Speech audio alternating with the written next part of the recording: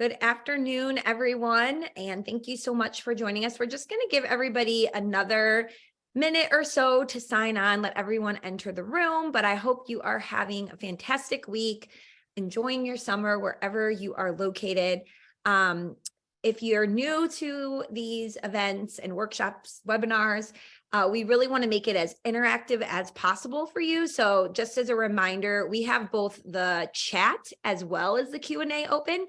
So the chat is where you can interact with both your hosts and panelists for today, as well as each other. So if you have something that's worked really well for you and you see someone else asking a question about it, you can interact in the chat with each other.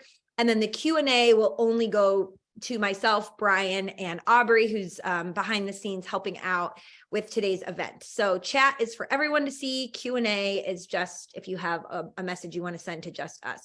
But while we're waiting another minute or so for people to sign on, I would love to know, maybe put in the chat, for you personally, what you would most love to hear Brian talk about, because he has so many different things that he can offer up for all of us. I'm excited to hear from him and listen to him, but maybe it's certain questions that, you can asking better questions in meetings, or certain, resources you'd love to learn about to learn how to incorporate this into your firm and your practice and how you interact with clients. Or maybe just a certain question that, you would love to have him answer or opine on. So whatever it is, drop into the chat where you're joining us today from and what you'd most like to learn about. I am Samantha Russell, and I am the Chief Evangelist here at FMG. And what that means is I really am constantly going out there and looking at the intersection of digital marketing trends, technology, and finance, and where they all merge together, and how we here at FMG can create products and services that better help you grow your business utilizing those three things. So I get to do lots of sessions like this. I get to talk with many of you about your own business and how to grow organically, and then bring back awesome tactics to our team to develop more products. So again, those are my Twitter and LinkedIn handles. If you'd like to connect with me on either of those, I try to share almost every day a quick tip that will help you market your business better. And I am based in State College, Pennsylvania, Happy Valley, if anybody's ever been here for a Penn State game, maybe, if we have any Nittany Lion fans on the line. And it is a rainy, dreary day here, so hopefully it's better wherever you are. And joining me, I have Brian Portnoy. And Brian, I'm going to let you introduce and say a few things about yourself. One of my least favorite things to do. But hey, everybody. Sam, first of all, thank you. Thank FMG. This is awesome. I'm Brian Portnoy. I am the founder and CEO of Shaping Wealth. We are a coaching and content platform built to inspire financial well-being all over the world. We are a team of experts in behavioral science, neuroscience, psychology, with a passion for financial planning. We think that financial well-being is real and people are struggling, and that advisors are in an amazing position to change the world for the better. So we are trying to create coaching content community to help power that virtuous mission. Awesome. Well, we are so excited to have you here today. If you don't already follow Brian, you really need to. He, as you can see here, is the author of The Geometry of Wealth as well, which is a fantastic book to learn more about many of the things we're going to talk about today. He's appeared on numerous podcasts, webinars, stages of conferences, and I feel lucky enough to have listened to him speak many times. So I knew he would have so much value to bring to all of us. And a lot of this is new to me. So Brian, I'm so excited to learn from you today as well. And just looking in the chat, some of the things people are saying, and you guys can let us know if this is resonating with you too. Somebody mentioned, they would love to know, how do you quickly determine a personality type of a prospect and adjust your communication style? Or another one, somebody said, what are some of the tools out there in behavioral finance? And are they apples to apples or apples to pineapples? I like that analogy. Someone else, Matthew, said he's interested in combating onboarding issues that he sees with his practice. if clients seem, really excited in initial meeting, but then they sort of fall off, are there ways to change that? Someone else just said better ways to set expectations around investment performance. This is for sure in the last couple of years, I'm sure has been much more pressing. So Brian, I'm sure you're reading these along with me. There's a lot in here we're going to talk about today. Yeah. Is there anything that jumped out at you specifically? Just how many great questions there are right away. Usually it's crickets. Yeah. So Well, we always get a good group going, and people are not afraid. They know they can come here and we're going to interact with them, and their actual questions will get answered. So stay tuned. We're going to incorporate so many of these in today's talk, and we purposely left it pretty loose so that we can address the things that you want to know. But I thought it would be really helpful, just because the term BFI is sort of almost trending nowadays, if you will, for us to hear from you, Brian, to kind of take a step back and really look at it. Let's get all on the same page about what we're talking about here. Okay, cool. Let's table set, right? And so I want to talk about like how we even like got here to this webinar on something called Applied Beef. Now we all call it BFI, right? I don't know who started that, but BFI. That BFI, wasn't me. Yeah, it wasn't me. Wasn't me either. Might have been our friend Daniel Crosby. Who knows? In short, first of all, financial planning hasn't really been a profession for all that long. I mean, the CFP was invented in the 1970s, and as an industry, planning, not just building portfolios or picking securities, but planning wasn't what it is today 20 or 25 years ago. And so I think, we should all appreciate and frankly be proud of the fact that we are all on the vanguard of this generational shift from being a transactional industry to being relationship driven. Those are super like generic, boring words like transactions and relationships. And so what we want to do, hopefully, is appreciate that the relationship piece to what we do is not just sort of good sales techniques or having an affable manner, but that, we are effectively becoming an industry filled with either coaches or people who bring a coaching mindset to the process of financial advice. Sometimes I call it the transition from Gordon Gekko to Brene Brown. So going back just a generation, Bud Fox, and Blue Horseshoe loves Anacott Steel. For those who remember the movie Wall Street, like Bud Fox was a financial advisor, literally, like he was putting his best ideas into his best clients into his best ideas, which, given that he was a criminal, wasn't a great thing. Fast forward to now, what's on everyone's mind? It's emotional intelligence. When I say Brene Brown, it's the language of emotion. I mean, Sam, you and I saw the same report that came out yesterday or 2 days ago from, I think, Morningstar, that surveyed, hundreds of advisors and clients talking about, well, what is it that you want from a financial advice relationship? And only a minority said solve financial problems. And a majority, 60%, I'm actually surprised it was that low, 60% said the emotional dimensions to money. So we've come a long way really quickly. And the fact that behavioral finance is sort of landing all over the place and people are frankly a little bit confused about what it is normal. And we're going to sort through some of that. The other two, let me go through these quickly. I think we're at the point in the industry where there's a critical mass of all of us, advisors, coaches, helpers, who appreciate that we're here to help people along life's journey. And I think we do so wearing two hats as both mechanics and guides. The industry, however, has been focused mostly on the mechanical piece forever.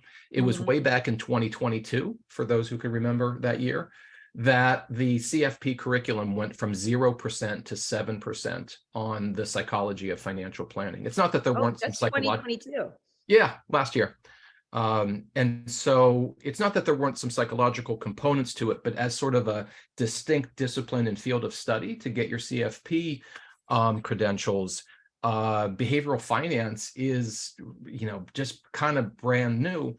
And so the mechanical pieces to financial planning, it's building the plan, it's creating the engine and making sure that it runs smoothly, building the right portfolio, purchasing the right insurance, having the right estate plan, tax optimization, engineering problems, effectively math problems. It's one thing to build the plan beautifully. It's another to ask, can you stay with the plan and is it going in the right direction? And that guidance, again, is not just a function of common sense and high ethics. That, and we're going to talk about it in some detail today. There's a whole variety of insights from modern behavioral science, not just behavioral finance, but behavioral science broadly, that speaks to how we make decisions and emotional intelligence. And there's a whole field known as positive psychology, which is the science of happiness, which has absolutely shown up on the doorstep of financial planning. And so I'd love everyone to think about themselves as wearing those two hats. Sometimes you're more one than the other. We coach, we've worked with thousands of advisors all over the world. When we ask, hey, do you ever feel like a therapist or a client psychologist? 100% of the hands go up. So the fact that the curriculum for the CFP has gone from 0% to 7%, I think is just the beginning. And so many firms are thinking about, well, how do not only we're already good mechanics, but how do we become great guides? And one thing I just want to really, again, I have my marketer's hat on. So for all of you, I saw some questions on, once I do start incorporating some of this, how do I show it up in my marketing? And I'm always thinking about that.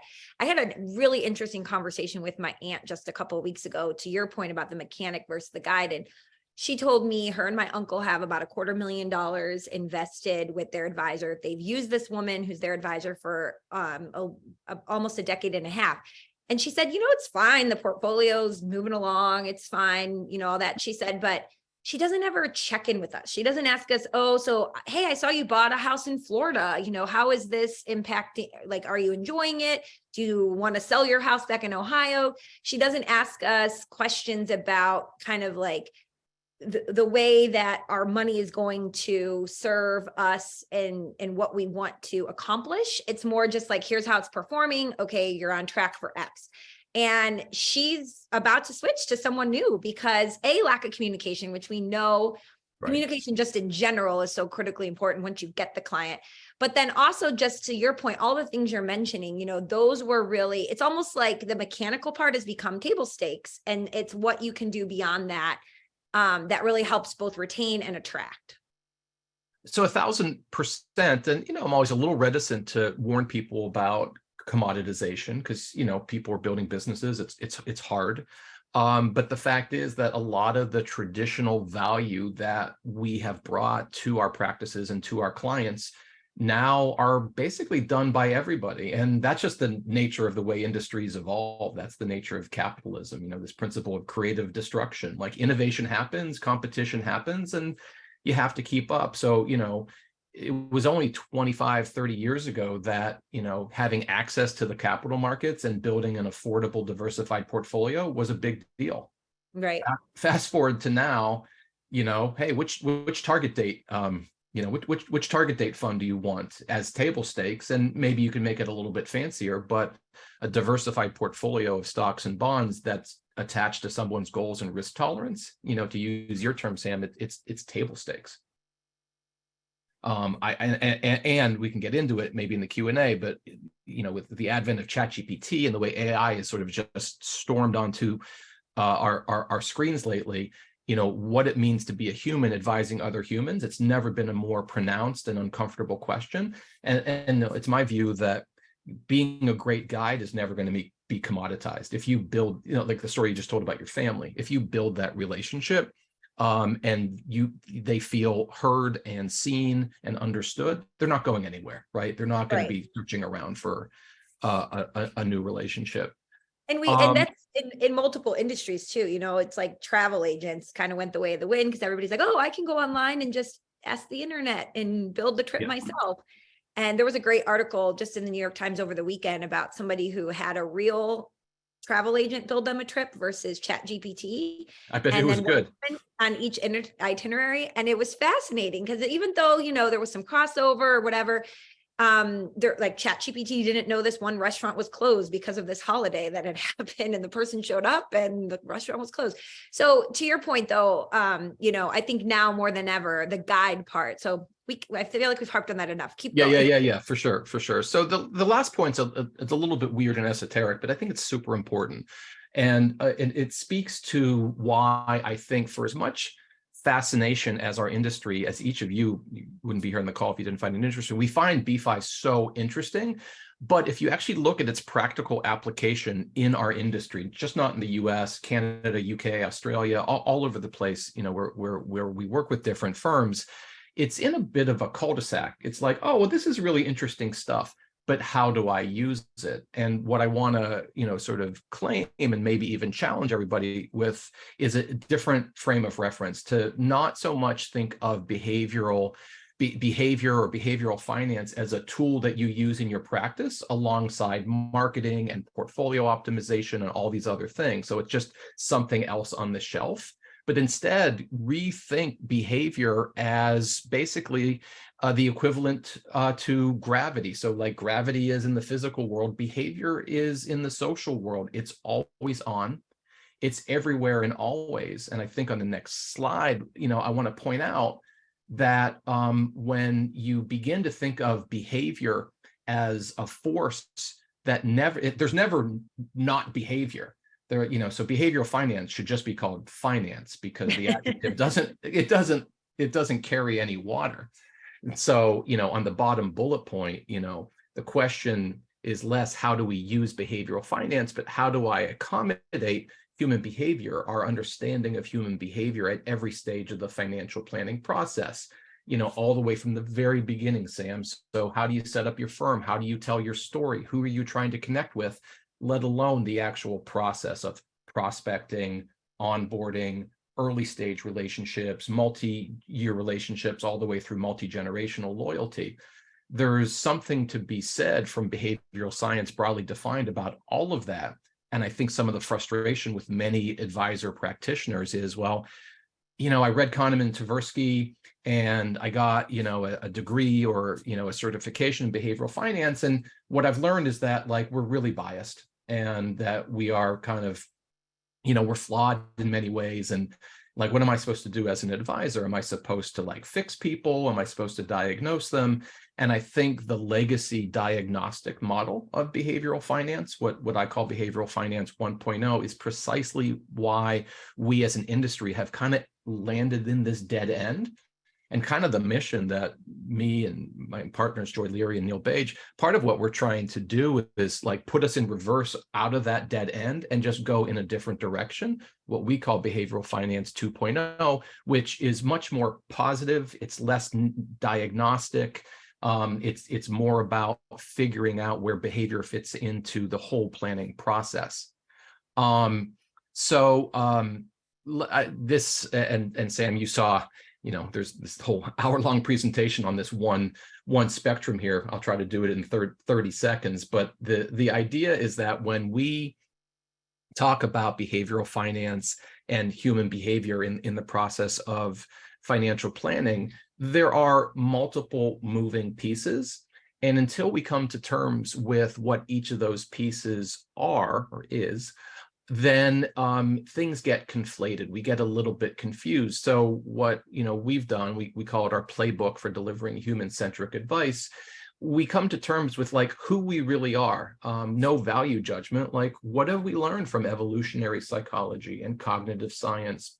What have we learned from literature and theology? What have we learned from every imaginable source about what makes us tick?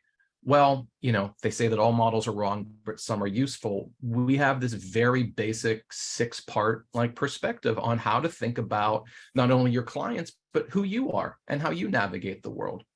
Real quick, it starts with the fact that our brains are powered on. It's the most amazing machine ever discovered in the universe. It's wildly complex and beautiful. And once the machine is on, we start taking in information. We perceive the world. And as we bring in that data, it triggers emotion. We're going to talk about this in, I think, some detail, because the old dictum that I think, therefore I am, has been proven to be literally incorrect by modern neuroscience. What's actually literally correct is I feel, therefore I am. Emotions are our most important source of information about who we are and who we want to be. So we go from the brain is on to we're taking in a bunch of stuff, and now we feel certain ways about the stuff that we've absorbed. Okay, and then we're going to be in the world. Now we've got to do something with all of this. we're going to make decisions. Most of behavioral finance, as we conventionally understand it, is just at this stage 4, but we want to broaden our horizon. We want to move away from decisions at a certain point and try to make good decisions into non-decisions. I bet nobody here this morning decided to brush their teeth. I bet you everybody here brushed their teeth. Why? Because good habits become sort of subconscious. And but decisions and habits are 2 different things. And then, wrap up with the final stage, the big thing where I can connect Aristotle from 2,400 years ago and the quest for the good life to everybody, trying to get along and keep their families safe and happy. I briefly alluded to the discipline of positive psychology, the science of happiness. This is now front and center.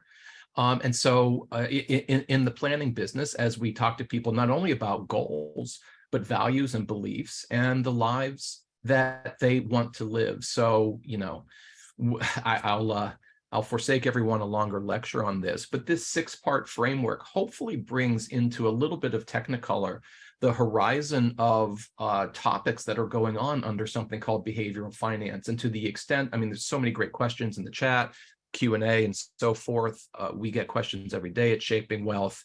When we can reveal that there's this breadth of things going on, people are like, oh, now I get it. There's a lot of moving pieces. It's complex. How do I now dig in and make a difference with my clients, with my team, with myself? And that's what we're gonna jump into now, and keep the questions coming. We're gonna answer them. You guys have so many good ones, and gals. I just wanted to, before we go into this next section, put this quote from you. You don't often get quoted in your own I know. Allow myself to quote myself.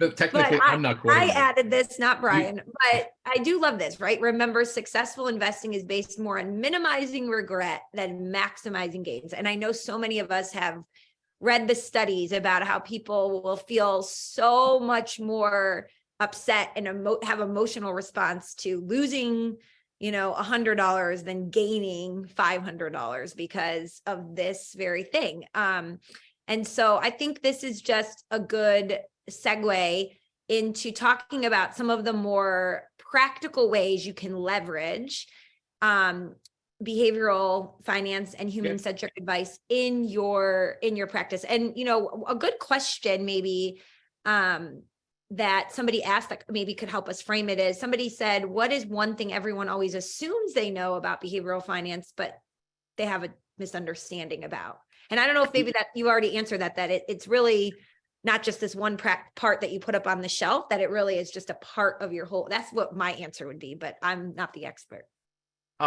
You know a lot more than you're leading on to.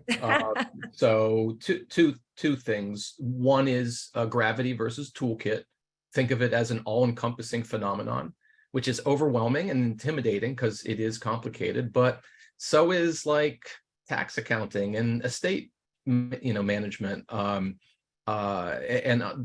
This is complicated. So to think of it as a general force in our life that we can, to some extent, bend for to our purposes, that's a really cool thing. And then the second thing, which is more important, is that we're still in an industry. There are still curricula out there that focus on biases.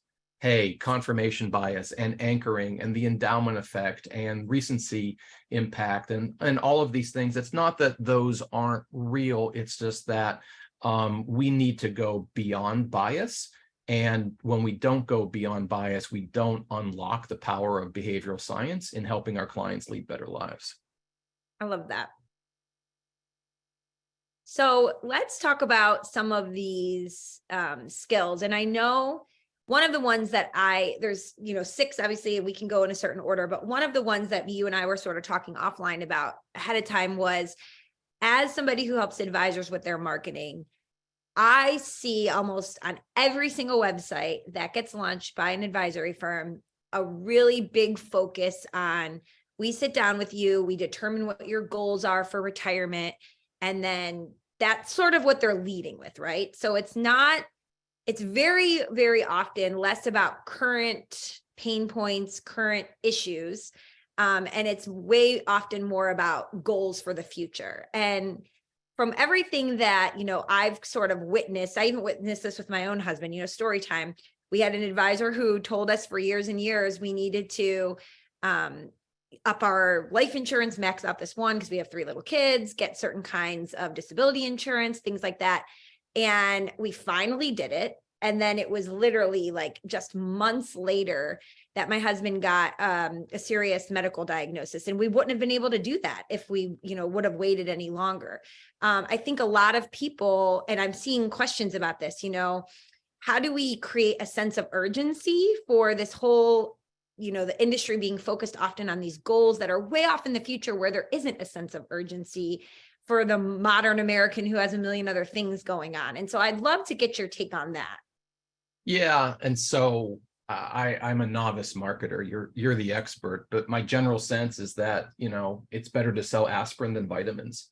That if you can relieve someone's pain point, then you are probably going to have a more immediate impact or connection with someone than saying, okay, things are great, but they can be even better. Because of the quote that you used on the previous slide about minimizing regret versus maximizing gain, let's talk about anti-goals. And just so people know, and I can tell from the chat, some of our star pupils are in the room. So, apologies for some repetition here, but consider a couple, there's some new stuff here, but there's also some greatest hits. The 6 things that are here to some extent reflect, now with hundreds of people having gone through our coaching programs, what really lands with advisors in their day-to-day. So I like this stuff, but I love all my children equally, right? Like what I'm doing here is just putting together this one piece of paper that shows each of these getting feedback from advisors like you in the US, Canada, UK, New Zealand, South Africa, India, you name it, saying, I changed my practice. I changed my conversation after I learned fill in the blank. Each of these 6 is a fill in the blank. Okay. So that's the framing here, Sam. Anti-goals is a big one because you teed it up beautifully. The conventional description of our industry is goals-based wealth management. And it's 2 people, for some reason, wearing all linen, walking on a beach. And I can't wear as much linen as they do in those advertisements. But they seem, sort of happy and hopeful, and they're walking off into the sunset, and everything is about goals. But, what a goal is quite complicated from a psychological point of view. A life without goals is quite depressing. We need to feel motivated. A life that is too driven by goals can be suffocating. There's a principle in social psychology, generally known as loss aversion. And Sam, you already gave kind of the great, like the Post-it note version of it, which is that bad is stronger than good. Pain makes more of an impact on us psychologically than pleasure. So, when you look at the studies that have been done, many, many times over by psychologists in the financial space, they tend to conclude that $100 loss is twice as painful as $100 gain feels good. So that 2-to-1 ratio is a very high level general assessment of loss aversion. The idea that, bad weighs more heavily on us than the good. Well, what do we do in financial planning? We actually don't pay attention to the neuroscience and social psychology. We only focus on the good, and we say, hey, this is going to be great. And we make it even worse by saying this is going to be great in 30 years. Talk about my friend Hal Hirschfield's book on the future self, which everybody should buy and read. So there's nothing wrong with that approach, but what we like to talk about are anti-goals. How do you minimize or eliminate pain, sadness, regret, aggravation, ranging from getting rid of that commute? We know commutes make us miserable, to not spending time with, cousin Eddie, who you can't stand, even though, your husband or wife makes you go to their, Christmas party every year. Right. We all have a cousin Eddie. I've got like 9. I have nothing but cousin Eddies. Oh, Brian, summer vacations. And yeah, exactly. Real tomato ketchup, nothing but the best. No, seriously. So integrate, and we've seen a number of people follow through on this in our kind of shaping wealth world. Integrating loss aversion, which is this complex theoretical principle, but very practically into the planning process by saying, hey, what are the things that drive you nuts? When you ask somebody what their goals are, the answers tend to be vague. Our imaginations are not particularly powerful, especially with like, way into the future. But if you ask somebody what's a pain in the rear end, or what do you really dislike, we tend to have a more precise, a more specific vision. We're better able to articulate that for deep evolutionary psychological reasons, which is that we're wired to survive before we thrive. And so the things that make us feel in danger, not just physically, but psychologically, we're very sensitive to those. So when a planner says, hey, let's talk about getting rid of all the stuff in your life that you don't want, and then you build timelines and financial plans, and you arrange your saving and spending and investing and insuring and giving, all the different dimensions of money life around quote unquote anti-goals, we have found financial advisors use this with great impact in their day-to-day. And I hear you saying too, obviously the psychology of every client is different, but there's definitely people out there who need someone to give them permission to do certain things, right? And they're looking for that expert to do that. And so when there's somebody sitting across the table from them, telling them, that, hey, you don't, the conventional wisdom is X, but it's okay if you want to, use your money now for Y, and just having somebody give them that sort of permission. I've heard from a lot of advisors over the years I've worked with what, kind of a relief, and almost like they can feel the audible relaxation come in the room.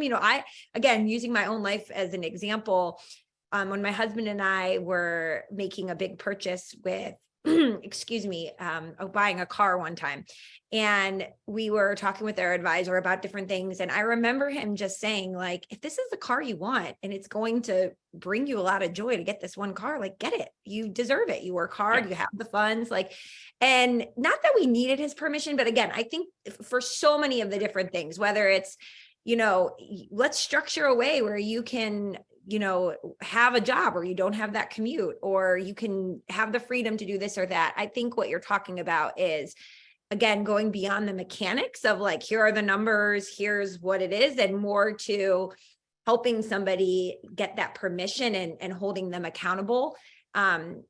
It also, to me, and I talk about this a lot, is when you get those kind of referrable moments where somebody has such a good experience with their advisor that they want to go and talk to a friend about it, because it almost, it's not like a therapy session, but in some ways they come out of it feeling lighter. Well, this is perfect. And a word that I don't have on here, but you just used, and it might be the most important word that we throw around, internally and with our clients, is permission. Because we know, based on overwhelming, did the presentation go away? I just stopped it for 1 second so people could focus on you and not just the. Oh, okay. I'm just following your lead. Oh, okay. Yeah, so, but we know based on overwhelming evidence that money is the most difficult thing to talk about, right, Sam? I mean, more than marriage, divorce, religion, politics, you name it, the data is what it is. Money is just about the most uncomfortable topic. You know a lot about your friends' relationships and health issues. You don't know what their salary is or what their balance sheet looks like. We keep this so guarded. And so one of the real, I think, privileges of being a modern financial advisor, and not everyone is modern. Sometimes they just want to go by the number, build the plan. But I think one of the virtues and privileges of being a modern advisor is giving individuals, couples, families, permission to go there, to talk about the things that they really want to talk about.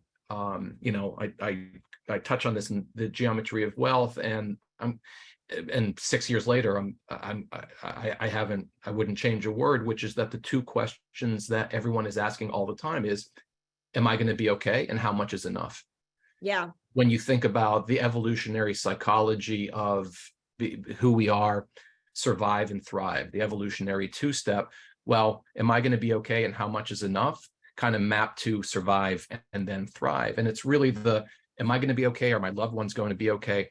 If someone shows up in your office, either as a prospect or along the way after months or years or decades, and they continue to feel seen and that you've created a space for them to talk about these things, number one, they're never going to leave you. And you wouldn't want them to because they're awesome clients, but they're going to talk about you when you're not around. To be in the context of a financial advisor and just a regular civilian comes away thinking, God, she got me, or he saw me, or they really understood. Yeah. Well, the old line, it's not what you say or do, it's how you make me feel. Those are, I mean, you're the expert on referable moments. I think the referable moments is when people feel heard and seen and respected and appreciated and validated. And then the rest is detail. The rest is like footnotes. But if I couldn't agree more. And I think what you just said is something people are always asking me, how do I get more leads? How do I get more prospects? People get referred to me. Maybe they don't even choose to call me, and I don't know why after they visit my website. And one of my best tips is that someone should be able to come to your website and what I call self-qualify, to look at what you're offering and say, yes, this is what I need. This is what I'm looking for. This person gets it. They work with people just like me. We're going to come back. I'm just watching the time here. We're going to come back to a couple more of these as we answer some of your questions at the end about how to structure meetings, certain kinds of questions you can ask. But since some of you I know specifically want to get to some of the ideas for how to market this, let me go to that first, and then we'll circle back. Okay. So the everything we talked about, a lot of you might already be doing this, and I've seen this before where people say, I'm already doing this, but I just need help. How do I showcase it?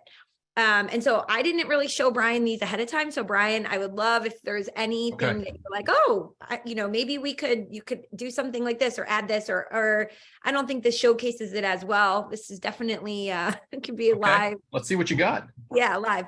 But one of the things you're going to notice in a lot of this examples is that Brian has kind of coined this term, or not kind of, you have coined the term funded contentment. And well, why don't you, beyond this quote, just explain what funded contentment in your words is? Real quick, there's a fork in the road in our lives between being rich and being wealthy. Rich is a number, rich is the quest for more. The quest for more is ultimately unsatisfying. Wealthy is the ability to underwrite a life that is meaningful to you. It is being able to fund contentment. It is not a goal. It is a state of being. It is attached to concepts of mindfulness and stillness. And so this line here about, sort of funded contentment is here and now. It's the sense here and now that that you're okay. Remember the one question, Sam, am I going to be okay? Yeah. If at that moment in time, you can attach your money life to a life well lived, what Aristotle called eudaimonia, then at least for that moment, which is ephemeral, but at least for that moment, you can achieve funded contentment. I love that so much. So with that kind of framework, less focusing on the future and more focusing on the now, here are some ways of some examples I think that do a good job of addressing the now.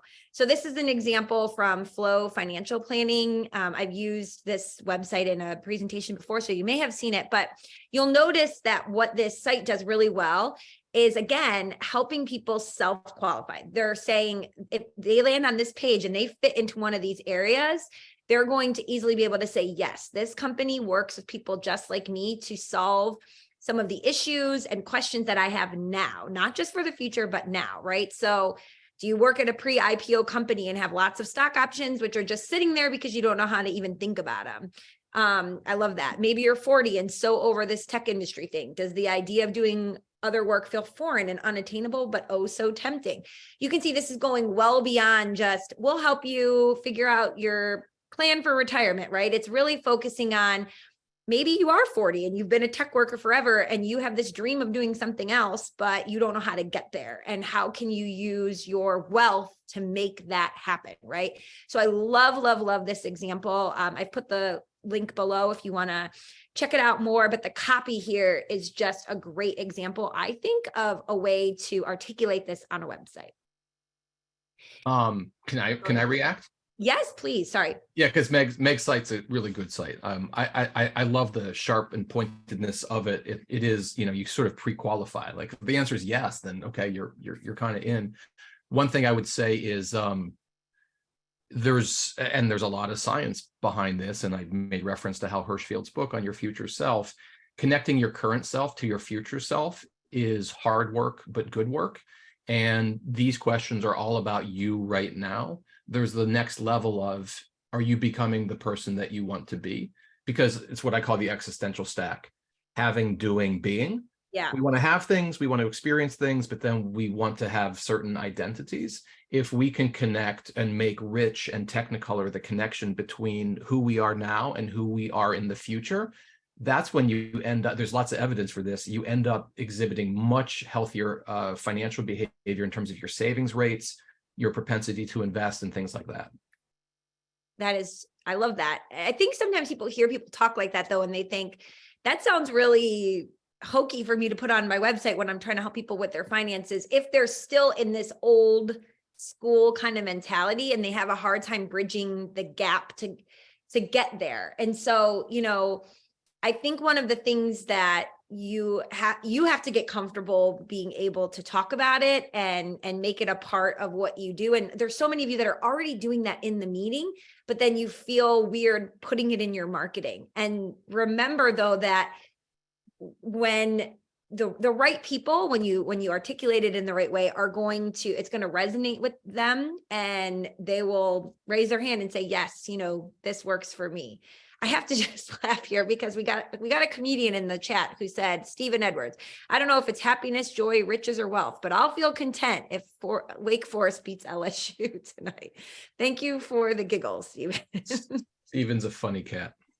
So just a couple examples, if you're thinking about social media, okay, I have a blog post I wrote about tax planning, or I have a blog post I wrote about how I help high earners. How do I talk about some of these things in social media? So here's just a couple examples. If you want to look up Thomas or Dave, you can check out what they're posting and kind of see. But in both of these examples here, again, they're focusing on what are the questions or the emotions. We talked a lot about emotion versus, the thinking brain, the emotional brain. These are great examples of using emotion in your marketing to tap into what people are feeling and those kind of current pain points, and then how you can connect it to the service you provide. So I think this hopefully is just some good inspiration. If you look at these, Thomas is talking about identifying money problems is huge to avoiding them. And then Dave is talking about people who have a high income yet still feel like they're falling behind because they're not at that funded contentment stage, if you will. Instead, they're still trying to keep up with the Joneses in a lot of ways. Another couple of good examples, I think, is helping people paint a picture of how they can use their money to get to that place of funded contentment. I love this one from Nicole. She said, actual question from my client. So when you said dream up fun things to do with money, you totally meant an e-bike, right?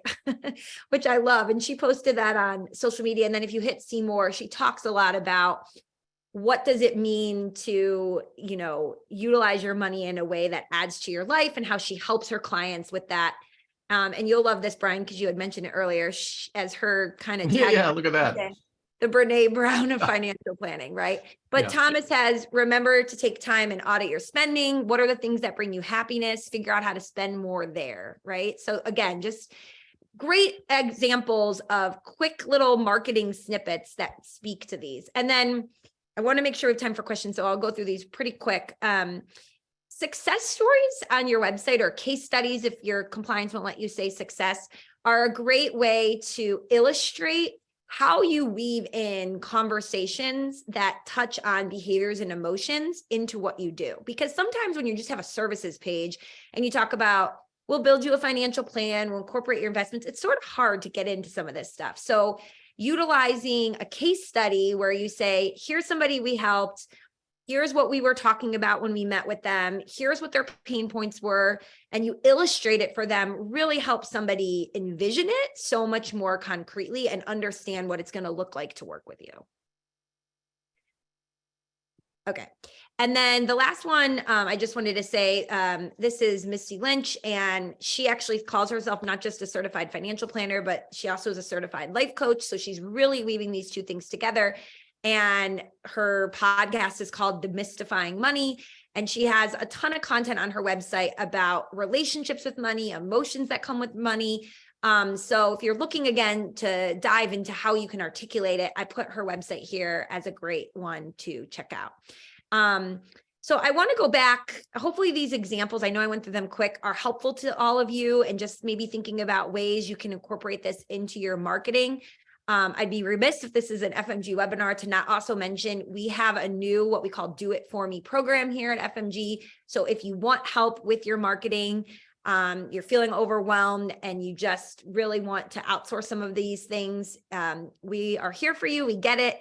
And there is a email right there if you want to get in touch with us and learn more. A lot of it can come down to things like having a good story to tell, weaving the right kind of messaging into your copy on your current website.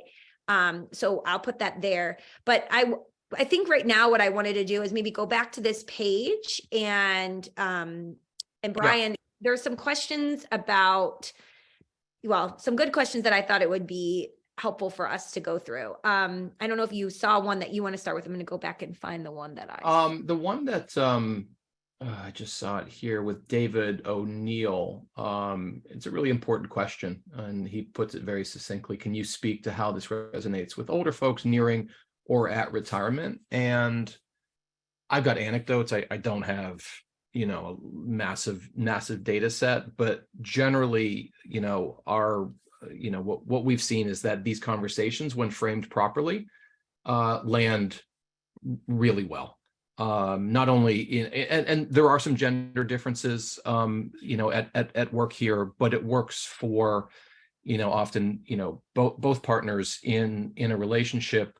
When, someone is approaching retirement, they're basically, engaging in this process where they're going to stop doing something that was probably very meaningful to them for many years or even decades. And so, we do see, sort of elements of anxiety and stress and even depression in recent retirees because they've given up what was, retirement in itself is a brand new thing. And from mid 19th century, it's a brand new invention in the sweep of human history. So the idea that you're going to devote yourself to something important to you so that you can make enough money so that you could stop doing what's important to you is a bit of a peculiar thing, especially now, the blessing of longevity. Our retirement systems weren't really created to live 30 to 35 plus years after we stop working. And Right. So, I don't know where it maps to. I'd have to think about where it maps to that, on my 6 things here, but in engaging, people near or at retirement about the things that are truly important to them, asking the right questions, open-ended questions, where they can explore what they want to do, who they want to be, even from age 60 or 65 or 70, because they could have 20, 30 plus years to go. It doesn't really matter what age you're at. You want to be heard, you want to be seen and understood. And that's kind of a big theme today. Like Sam, the sites that you were showing, the tweets that you were recreating, if there's one theme that cuts through all of them, is that they're not about the seller, they're about the buyer. They're showing up on somebody's doorstep and saying, hey, who are you? How are you? How might I help you? Those are powerful moments. I even advise people with marketing, almost never will you see me ever post something on social media that starts with I, my, or we. Because the minute I make it about myself, 95% of you have tuned out. Now, that doesn't mean that people love stories. So the trick is to tell stories that help the person envision themselves in the story, right? So that's a really easy way to make your social media posts better. Go back and look at them. And if you're starting with I, my, or we, change it to you. So instead of this just happened to me, you can say, has this ever happened to you? And then explain what it was. Or, instead of talking about some new service you just launched, you say, you frame the problem that this person is having. Do you feel like this often? And then you talk about your service, right? So constantly making it about them. I always remind myself, nobody cares about what you can do. They care about what you can do for them, right? So that is a really big distinction in your marketing. Just talking about what you can do, the services you provide, all of that is not going to get attention. It's how can you do it for them? And that's why allowing them to envision it is so, so important. One question that I think is really important, we have quite a few people on here who are interested, and Brian, I don't know anything about this, but of getting their behavioral financial advisor, BFA designation, and are wondering if you have any thoughts on that. I don't know if you feel that you can speak to it. At a very high level, I'm a bit familiar. I would say, just, take into consideration how tilted any behavioral curriculum is toward memorizing a list of behavioral biases and then trying to deploy them in, your day to day. There's advanced psychology of financial planning. There's, and it has a lot to do with client psychology and advisor psychology and how those come together. I'll just leave it at this. Be careful of 3-letter certificates that make you memorize biases. Well, that might be a good segue too for people who are interested. If you can see the Shaping Wealth website here, you just launched some great new a new platform. Do you want to talk about this? Because this is where you can go to learn more about Brian and Shaping Wealth. And they just launched something that can help all of you who really want to incorporate more of this. So, like I've said, we're coaching and content platform for the global advice community. And we offer everything from bite-sized engagements to deep dive immersive coaching programs. We have an immersive coaching program called Building the Behavioral Advisor. Stephen Edwards on the call here has been through it, star pupil. And that's really coming to terms with a lot of the skills that we're talking about on the light and easy side of things, because I've been doing this for 12 years now or so. The question is, hey, can you give me something easy? How can I plug something into my practice? Well, Neil and Joy and I are like, well, we should sort of just try to become the chief behavioral officer of the global wealth industry. Why not? Let's just decide to do that. And so we created this outsourced chief behavioral officer platform, and it delivers each year hundreds of, easy to understand, easy to share pieces of content that you can read, watch, learn from. There's live coaching sessions that the three of us do on different topics like financial therapy or the psychology of goals or how to find flow in your day to day. But then there's every week something we call weekly flow. It's an ongoing, super cool exercise in building your emotional intelligence. And it's Monday intention, Friday reflection, 52 weeks a year, theme oriented on regret and hope, and pick any theme you can think of. Every Monday, you get like 3 minutes of stuff to think about. Every Friday, you get a 2-minute opportunity to say, how did the week go? And how am I thinking about next week? The big news that Sam alluded to is that we evolved into a freemium model that launched just a few days ago. So now there's a nice chunk of the content that anybody on this call can sign up for. And for those who want to go deeper, there's a subscription service that you can pay for. That's awesome. Well, I love that you have this freemium option there for those who maybe want to dip their toe in and check it out before going all in.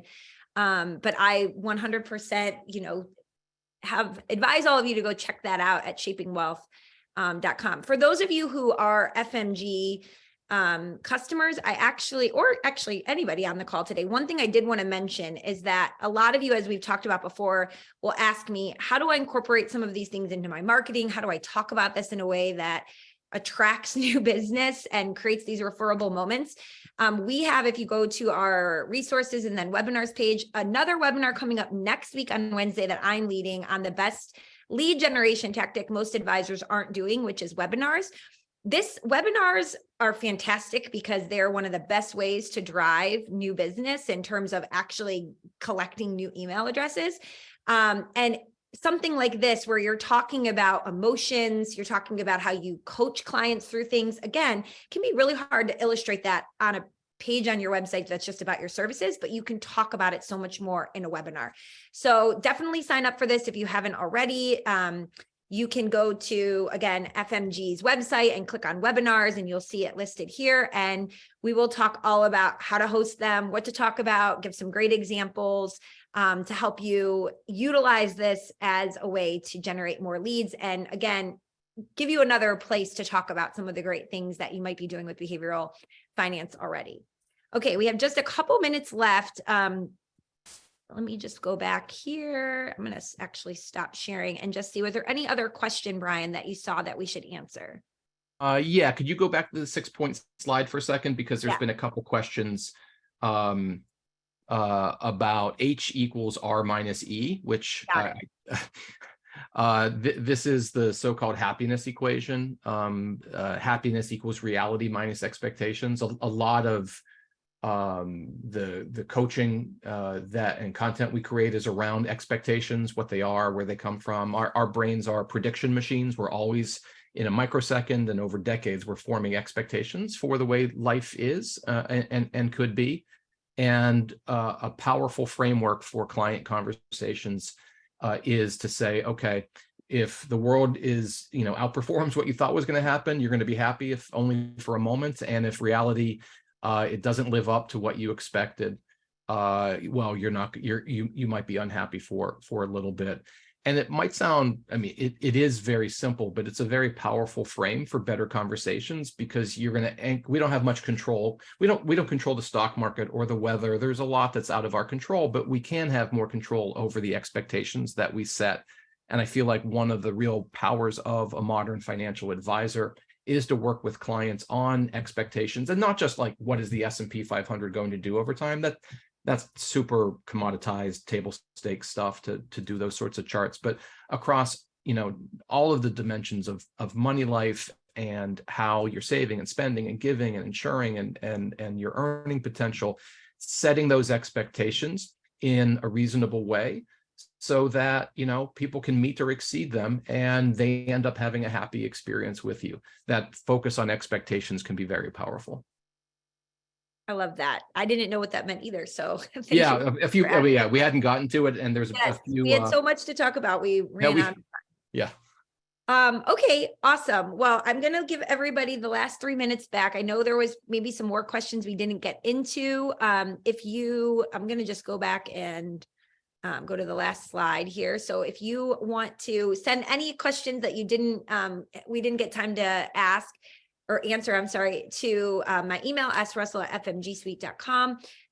Me or my team will get back to you, and we'd be happy to help in any way we can. Brian, I can't thank you enough. I learned so much today, as always, whenever I get to talk with you. And congrats again on all the success with Shaping Wealth. And thank you all for joining us. We look forward to seeing you again soon. Thanks, Sam. Thanks, everybody. Bye-bye.